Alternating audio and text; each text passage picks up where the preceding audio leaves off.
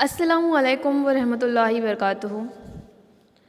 Welcome again to all students in our online classes.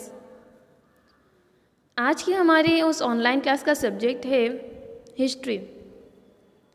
History میں ہم نے last session میں chapter 4 کے متعلق پڑھا تھا. چیپٹر 4 میں ہم نے بھارت میں ایسٹ انڈیا کمپنی نے جو انتظامی ڈھانچہ کیا تھا، انتظامی ڈھانچے میں جو تبدیلیاں کی تھی اس کے متعلق پڑھا تھا. لاسٹ سیشن میں ہم نے پڑھا کہ کس طرح سے غیر ملکی عوام، جس میں خاص طور پر برطانوی حکومت غلام بن کے تجارت کی غرض سے بھارت میں آئی تھی، لیکن بعد میں ان کی چاہت ایک بادشاہ بننے کی، بھارت پر حکومت کرنے کی ان کی جو خواہش ہو جاتی ہے، اس کے لیے وہ پلاننگ کے ساتھ اپنا کام انجام دیتے ہیں. بکسر کی جنگ کے بعد وہ حقیقی حکمران بن جاتے ہیں. اس کے بعد بھارت میں ایسٹ انڈیا کمپنی کا جو قبضہ ہے وہ جمع رہے. اس کے لیے وہ کمپنی کے جو انتظامی ڈھانچے ہیں اس میں کچھ تبدیلیاں لاتے ہیں. اس کے متعلق ہم نے پڑھا، جس میں انہوں نے حکومت کے ڈھانچے میں تبدیلیاں کی. اس کے بعد سول سروس کی شروعات کی. فوج، لشکر میں ہم نے پڑھا کہ کس طرح سے لشکر میں انہوں نے تبدیلیاں کی، فوج میں تبدیلیاں کی تھی، اور کس طرح سے بھارتی فوج بھارتی ہونے کے باوجود انگریز کی فوج میں کام کرتے تھے، پھر بھی ان کی حالت بہت ہی زیادہ خراب تھی. بھارتی سماج میں بھارتی فوجیوں کو بہت ہی زیادہ ظلم و ستم سہنا پڑتا تھا. اس کے بعد ہم نے پولیس نظام میں انہوں نے تبدیلیاں کی. پولیس نظام کا جو سلسلہ ہے وہ شروع کرنے والا بھی کارنوالیس ہی تھا. سول سروس کی شروعات بھی کارنوالیس نے کی تھی. اس طرح سے پولیس نظام میں بھی انہوں نے کچھ تبدیلیاں کی تھی. یہ ہم نے لاسٹ سیشن میں دیکھا. آئیے سیشن میں اب آگے بڑھتے ہیں. آئیے اب ہم دیکھتے ہیں نظام عدلیہ کا انضباط، نیائے تنترنو سنگھٹن. نیائے تنتر میں نظام عدلیہ میں انگریزوں نے کس طرح سے تبدیلیاں کی، کس طرح سے چینجز کیے. انگریزوں نے دیوانی اور فوجداری جیسے 2 درجے کی نظام عدلیہ شروع کی. ان کی ابتدا وارن ہیسٹنگ نے ریگولیٹنگ ایکٹ میں کی. کارنوالیس نے نظام عدلیہ میں بھی اہم تبدیلیاں کی. اس نے ہر ضلع میں ضلع کے جج کی سربراہی میں دیوانی عدالت کی بنیاد رکھی. اس کے ذریعے انہوں نے کلکٹر اور جج کو ان کے کام اور عہدے میں الگ کر دیے. انہوں نے سب کو اپنے اپنے کام کے حساب سے الگ الگ سطح پر، الگ الگ درجے پر بانٹ دیا.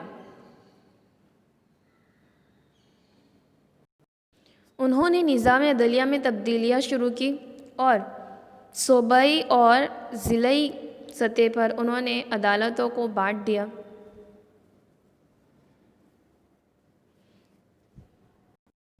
ان عدالت میں جج منصف اور امین کے طور پر جانے جاتے. امین یعنی انصاف کرنے والا. یہاں بھارتیوں کا تقرر کیا جاتا. فوجداری مقدموں کے لیے کارنوالیس نے بنگال پریسیڈنسی کو 4 حصوں میں تقسیم کیا جو مقامی عدلیہ کہلاتے، جس میں نچلے درجے پر بھارتی ججوں کا تقرر کیا جاتا. ان شارٹ، بھارتی ججوں کا تقرر تو کیا جاتا، لیکن وہ بھی نچلے درجے پر، جن کی نہ سماج میں زیادہ عزت ہوتی، نہ تو ان کا نظام عدلیہ میں کچھ اہم رول ہوتا. ایسی جگہ پر، ایسے مقام پر بھارتی ججوں کا تقرر کرتے تھے. اس نے مسلم قوانین میں تبدیلی کر کے انگریزی قوانین عائد کیے. اس طرح سے کارنوالیس نے نظام عدلیہ میں کچھ تبدیلیاں کی. اس کے علاوہ ولیم بینٹک نے بھی نظام عدلیہ میں کچھ تبدیلیاں کی. آئیے ہم اس کو دیکھتے ہیں کہ ولیم بینٹک نے کس طرح سے اور کون کون سی تبدیلیاں نظام عدلیہ میں کی. انہوں نے بھارتیوں کو نظام عدلیہ میں اعلیٰ عہدوں پر فائز کرنے کی شروعات کی. یہاں ہم فرسٹ ٹائم کچھ پازیٹیو دیکھ سکتے ہیں. ولیم بینٹک نے سب سے پہلے اعلیٰ عہدوں پر بھارتیوں کو تقرر کرنے کی بھی شروعات کی تھی. اس نے صوبے اور علاقائی کوٹے بند کی. اور ان کا کام ضلع ججوں کے سپرد کیا۔ کولکتہ، مدراس اور ممبئی میں ہائی کورٹ کی بنیاد رکھی، سپریم کورٹ کی بنیاد بھی رکھی جا چکی تھی۔ اس نے فوری طور پر ایکٹ کو برابر کر کے قوانین کا ایک نیا سلسلہ شروع کیا۔ بھارتی عدلیہ جو تھی وہ روایتی موجودہ رواجوں پر مبنی تھی۔ وہ ہندو اور مسلم کے لیے الگ الگ تھی۔ اس کے بدلے اب انگریزوں نے یکساں نظام عدلیہ کی شروعات کی۔ بھارتی عدلیہ میں جو قانون تھے وہ جو پرانی روایتیں تھیں، پرانے رواج تھے، اس کے اوپر ڈیپینڈ تھے، جس میں ہندو اور مسلم اس طرح سے سب کے لیے الگ الگ قانون تھے۔ قانون کو ذات پات کے اندر بانٹا گیا تھا، لیکن انگریزوں نے جو نظام عدلیہ میں تبدیلیاں کی اس کے مطابق 1833 کے نئے قانون چارٹر ایکٹ کے مطابق قانون کے سامنے تمام کو یکساں مانا گیا۔ برٹش حکومت نے میکلو کی سربراہی میں بھارتی قانون کی تدوین کے لیے لاء کمیشن، عدل قانونی نفاذ سمیتی کا تقرر کیا۔ اس نے مغربی ممالک جیسا طریقہ بھارت میں داخل کیا۔ اب پورے بھارت میں ایک ہی طرح کے قانون نافذ کیے گئے۔ اس طرح قانون کے سامنے سب یکساں ایسا حقوق لایا گیا۔ اس طرح سے لاء کمیشن کے ذریعے قانون کے سامنے تمام کو یکساں مانا گیا۔ شروعات کس نے کی تھی؟ برٹش حکومت کے میکلو کی سربراہی میں اس کی شروعات ہوئی تھی۔ قانونی انتظامیہ اور قانون کے سامنے سب کی یکسانیت، انگریزوں نے رول آف لاء کا ایک جدید خیال پیش کیا۔ انگریزوں نے بتایا کہ قانون کے سامنے سبھی یکساں ہے، نہ تو کوئی ہندو، نہ تو کوئی مسلم، نہ تو کوئی ذات پات ہے، قانون کے سامنے سبھی انسان یکساں ہیں۔ اس طرح سے رول آف لاء کے ذریعے انہوں نے ایک جدید خیال، ایک نیا خیال لوگوں کے سامنے پیش کیا۔ اس کا مطلب ہوتا تھا کہ انگریز حکومت اصولی طور پر قانون کے مطابق چلائی جائے گی، حکمرانوں کے ذاتی خیال کے مطابق نہیں۔ انگریز لوگ نظام عدلیہ میں یہ ساری تبدیلیاں کر کے بھارتی لوگوں کو، بھارتی عوام کو یہ بتانا چاہتے تھے کہ کمپنی کے ذریعے جو قانون چل رہے ہیں وہ ذات پات کے اوپر نہیں بلکہ سبھی کو یکساں طور پر مان کر قانون چلائے جائیں گے۔ قانون کے ذریعے عوام کے حق اور فرائض واضح کیے گئے تھے۔ برٹش حکومت نے جو قانون بنائے تھے اس میں عوام کو کون سے حقوق ملنے چاہیے اور کون سے فرائض ان کے ہیں وہ بھی واضح کیا تھا، لیکن اس کے اوپر صحیح طرح سے عمل وہ لوگ نہیں کر سکے تھے۔ روایتی بھارتی حکومت کے سیاسی نظام میں حکمران کی خواہش ہی قانون تھا۔ بھارتیوں کا جو پرانا قانون انصاف دینے کا رواج تھا وہ روایتوں پر مبنی تھا۔ حکمرانوں کی خواہش کے مطابق لوگوں کو انصاف ملتا تھا، لیکن برٹش حکومت میں قانون کے مطابق سیاسی نظام چلایا گیا۔ اس میں حکومت کے کوئی بھی فرد کی خواہش کو اہمیت نہیں دی جاتی، یہاں پر قانون کو اہمیت دی جاتی تھی۔ انگریز حکومت میں بھارتی نظام عدلیہ میں قانون کے سامنے تمام کو یکساں جیسے اصول پر زور دیا گیا۔ اس نظریے سے قانون کے سامنے تمام انسان یکساں ہے۔ ذات پات، مذہب یا طبقے کی بنا پر قانون میں کوئی فرق نہ تھا۔ روایتی بھارتی نظام عدلیہ میں ذات کی بنا پر عدل و انصاف کیا جاتا۔ میں نے آپ کو پہلے ہی کہا کہ پہلے جب انگریز لوگ نہیں تھے تب بھارت میں ذات پات کی بنا پر اگر کوئی اعلیٰ ذات کا ہے، کوئی اعلیٰ ذات سے ریلیٹڈ ہے، اگر اس کی غلطی ہو تو بھی وہ اعلیٰ ذات میں ہونے کی وجہ سے شاید وہ بچ سکتا تھا۔ اس طرح سے انصاف کیا جاتا تھا۔ انصاف میں ایک پریجوڈائز تھا، ذات پات کا پریجوڈائز ہمیں نظر آتا تھا، تعصب ہمیں نظر آتا تھا، لیکن انگریزوں کے رول آف لاء کے مطابق اب تمام انسان یکساں ہے۔ اس طرح کا ایک قانون بنایا گیا۔ پہلے اعلیٰ طبقے کی جگہ نچلے طبقے کے لوگوں کو ایک ہی طرح کے گناہ پر سزا دی جاتی تھی۔ اتنا ہی نہیں، زمینداروں اور جاگیرداروں کے مخالف عدالت میں کوئی مقدمے چلا ہی نہیں جاتے تھے، جبکہ برٹش حکومت نے عوام کے لیے بھی عدلیہ کے دروازے کھول دیے تھے۔ اس طرح سے برٹش حکومت نے بھارتی عوام کو یہ بتایا کہ ہم جو کچھ بھی کر رہے ہیں انہی کے فائدے کے لیے کر رہے ہیں۔ اس طرح سے بھارتی عوام کو ان کا فائدہ بتا کر انگریز سرکار اپنا فائدہ حاصل کرنا چاہتی تھی۔ ہم نے دیکھا کہ انگریز حکومت نے بھارت میں بہت سارے انتظامی تبدیلیاں کی، جیسے پولیس نظام عدلیہ، فوج وغیرہ، لیکن کیا یہ 100% بھارتی عوام کے فائدے کے لیے ہی تھے؟ کیا اس میں ساری چیزیں پازیٹیو تھی؟ نہیں، کچھ چیزیں پازیٹیو تھی لیکن کئی ساری چیزیں اس میں نیگیٹیو بھی تھی۔ مطلب انہوں نے جتنی بھی تبدیلیاں بھارتی نظام میں کیے تھے اس میں کچھ خوبیاں تھیں اور کچھ خامیاں بھی تھیں۔ آئیے ہم دیکھتے ہیں کہ انگریز سرکار کے اس تبدیلی والے نظام میں کون سی خامیاں اور خوبیاں تھیں۔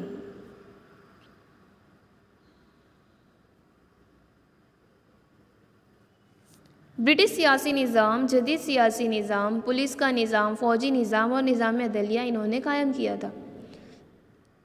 انگریز سرکار نے سول سروس، لشکر، فوج، پولیس اور نظام عدلیہ اس طرح سے میں تبدیلیاں کی تھی، لیکن کیا اس سے عوام خوش تھی؟ نہیں، بھارتیوں کو اس سے کوئی فائدہ نہیں ہوا تھا۔ بھلے ہی انگریز سرکار نے جو تبدیلیاں کی وہ جدید زمانے کے جدید اعتبار سے کچھ نئی تبدیلیاں تھیں، لیکن اس سے بھارتی عوام کو کوئی فائدہ نہیں ہوا تھا۔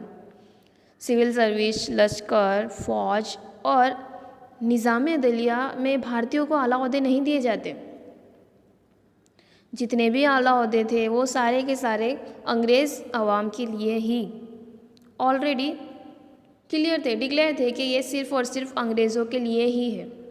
نچلے درجے کے جتنے بھی درجے ہیں وہ بھارتی عوام کو دیے جاتے۔ انگریزوں کے قانون خامی بھرے ہوئے تھے۔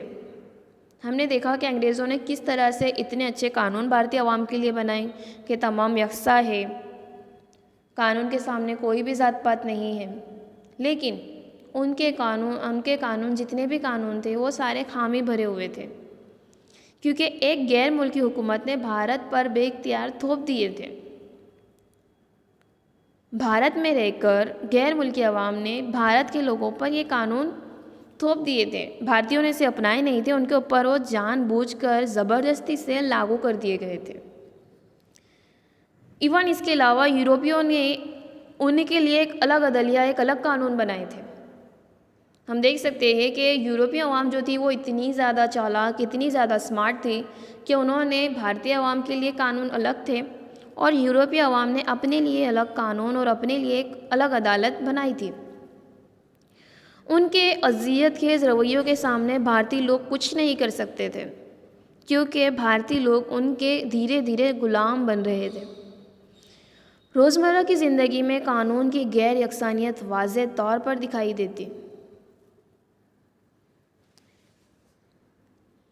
انگریز افسر بھارتی فوج پر ظلم و ستم کرتے، فوج میں رہ کر یا زمینداروں کے اوپر، کسان کے اوپر ظلم و ستم کیا جاتا۔ روزمرہ زندگی میں یہ ظلم و ستم بہت ہی زیادہ بڑھتا جا رہا تھا اور قانون کی غیر یکسانیت صاف طور پر دکھائی دے رہی تھی۔ عدلیہ خوب مہنگا تھا، بھارت کی غریب عوام تک عدلیہ تک تو پہنچ ہی نہیں پاتی۔ سالوں تک مقدمے چلتے، اگر ایک مرتبہ مقدمہ عدالت میں چلا بھی گیا تو مقدمہ سالوں تک چلتا ہی رہتا۔ لا علم اور غیر تعلیم یافتہ بھارتی اس پیچیدہ نظام عدلیہ سے باہر تھے۔ بھارتی عوام، زیادہ تر عوام تو ناخواندہ تھے، زیادہ تر بھارتی عوام پڑھے لکھے نہیں تھے اور ان کی لا علمی کی وجہ سے انہیں بھارتی نظام عدلیہ کے متعلق کچھ معلومات ہی نہیں تھی۔ امیر لوگوں کے لیے ہی قانون تھے، عدالتیں اور قانون صرف اور صرف امیر لوگوں کے لیے تھی، کیونکہ وہاں پر بہت ہی زیادہ بے شمار رشوت خوری چلائی جاتی تھی۔ عام انسان اور کسانوں کی حالت خستہ ہو چکی تھی۔ کسانوں کے اوپر ظلم و ستم کیے جاتے تھے۔ امیر لوگ ہی اس کا استعمال کر پاتے تھے، لیکن زیادہ تر بھارتی عوام کو اس کا کوئی فائدہ حاصل نہیں ہوا۔ اس طرح سے انگریزوں کے یہ نظام عدلیہ وغیرہ میں تبدیلیوں کی وجہ سے اور جو بھارتی عوام پہ ظلم و ستم ڈھائے جا رہے تھے، بھارتیوں کی جو حالت تھی اس کے مطابق بھارت میں ایک عدم اعتماد کا عنصر پیدا ہوا۔ برٹش حکومت کی پالیسی کی وجہ سے بھارت میں ایک عدم اعتماد کا ماحول تیار ہوا۔ بھارتیوں نے برٹش سامراجیہ کے استحصال پسند علامت کی مخالفت کی۔ انہوں نے جو بھی انگریز سرکار ان کے اوپر جو اس طرح سے استحصال ان کا شوشن کر رہی ہے اس کے خلاف انہوں نے مخالفت کی۔ ایسے میں دادا بھائی نوروجی سے لے کر گاندھی جی تک سبھی مفکروں نے انگریزوں کی سیاسی، اقتصادی اور نظام عدلیہ کی خوب مذمت کی۔ انگریزوں کے اس طرح سے سلوک کی وجہ سے ہم یہ دیکھ سکتے ہیں کہ بھارتیوں میں ایک غصے کا ایک جذبہ، ایک مخالفت کرنے کا ایک جذبہ ان کے اندر پیدا ہو رہا تھا۔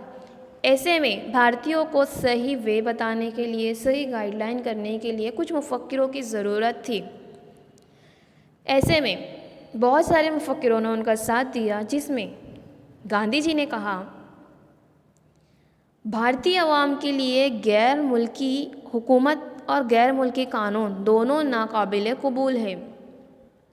گاندھی جی نے بھارتی عوام سے کہا کہ ہم بھارتی ہیں، ہمارے لیے غیر ملکی حکومت جو غیر ملک سے حکومت آئے اور ہم پر راج کرے اور ان کے قانون ہم پر تھوپ دے، ہمارے اوپر لاگو کر دے، یہ دونوں چیزیں ہمارے لیے ناقابل قبول ہیں، ہم اس کو ایکسیپٹ نہیں کریں گے۔ اس طرح سے گاندھی جی نے اپنے الفاظوں کے ذریعے لوگوں میں ایک نیا جذبہ پیدا کیا۔ گاندھی جی نے ان سے کہا کہ ان کا مقصد بھارتی عوام کی فلاح کے بدلے برٹش مفاد کو پورا کرنا ہے۔ گاندھی جی نے عوام کو سمجھایا کہ انگریزوں نے جتنے سارے تبدیلیاں، کچھ اچھی تبدیلیاں بھی کی، لیکن ان کا مین مقصد صرف اور صرف بھارت کا استحصال کرنا اور برٹش حکومت کو فائدہ پہنچانا تھا۔ اس طرح سے گاندھی جی نے عوام کو سمجھایا۔ مختصر برٹشوں کے ذریعے تخلیق کردہ سیاسی نظام اور خاص طور پر قانون نے نظام عدلیہ کے شعبے میں عدم اعتماد کے اہم عنصر پیدا ہوئے۔ اب یہاں پر لوگوں کو بہت ہی زیادہ غصہ ایک پیدا ہوا تھا، ایک عدم اعتماد کا عنصر لوگوں میں، عوام میں پیدا ہوا تھا۔ ایسے میں عوام نے آزادی کے خلاف اپنا پہلا قدم بڑھایا اور وہ 1857 کا غدر میں تبدیل ہوا۔ عیسوی سن 1857 کا غدر بھارتی عوام کے ذریعے انگریزی استحصال نیز حکومت کے سامنے ایک عظیم للکار بنی۔ یہاں سے شروعات ہوتی ہے۔ انگریزوں نے جس طرح سے بھارتیوں کے لیے ایک ماحول پیدا کر دیا تھا، اس کے بعد بھارتیوں نے اپنا پہلا قدم اٹھایا اور انہوں نے شروعات کی۔ اسی طرح سے شروعات ہوئی 1857 کے مشہور غدر کی۔ نیکسٹ سیشن میں ہم لوگ غدر کے متعلق پڑھیں گے کہ کس طرح سے بھارت میں سب سے پہلے آزادی کے لیے غدر کی شروعات ہوئی، کیا وہ غدر کامیاب ہوا، ناکامیاب ہوا، ان سب کے متعلق ہم آگے کے سیشن میں پڑھیں گے۔ آئی ہوپ اس سیشن میں نظام عدلیہ میں یا پھر انگریزوں نے جتنی بھی تبدیلیاں کی وہ آپ کو سمجھ میں آیا ہوگا۔ آپ کو سبھی پوائنٹس کو نوٹ ڈاؤن کرنے ہیں۔ Thank you.